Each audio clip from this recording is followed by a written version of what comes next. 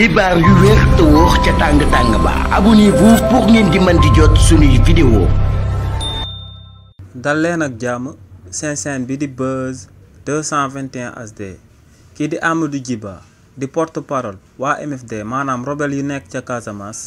waa armée nationale daal dinañ koy teg loxo ba daal di koy jébbal waa gendarmerie nationale. ci li ni mel coow loolee nu mu demee moom mooy que ne kii di Amadou Djiba moom mooy porte-parole rebelle ya nekk ca Casamance ci seen branche bi ñu dippee Magu Koroto bi nga xam ne Abdou Akiline Diatta moom moo ko doon jiite avant Edmond Bora mi nga xam ne daal dinay génn àdduna le 28 janvier 2025 bi ñu génn di ko doon donn ci boppu branche boobee. waa branche boobee nag ñu daal di dippee waa Magu Koroto ñoom ñoo ngi daal di nekk ci zone buutut di zone boo xam ne ay jàppante yu métti ñoo fa daan jaar ci diggante armée nationale ak rebelle yu daal di nekk ca Casamance. ci zone boobee di buutut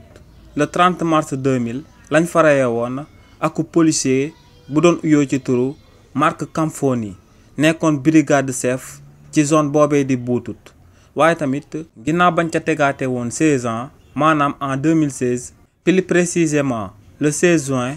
lañ reyaatoon ki ñu dippee Ibrahima Kanfoni di doomu kookee di Marc Kanfoni. ci fàttali rek gannaaw ba rebelle yi reyee ñaar ñooñu nga xam ne ñoom ñoo daal di bokk benn famille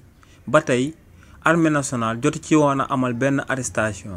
waaye nag démb ginnaaw bañ tegee loxo kii di Amadou Djiba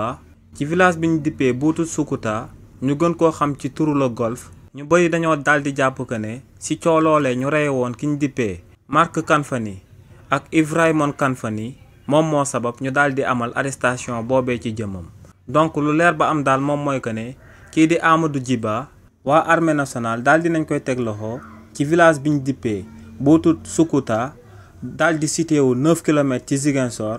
daal di koy jébbal waa gendarmerie nationale li précisément waa brigade de recherche bu Colobane ngir ñooñee gën a daal di yeesal enquête yi nga xam ne moom lañ war a daal di amal jëmale ko ci jëmmam. jëfin waa armée nationale boobee nag képp ku ci amal akub ñàngat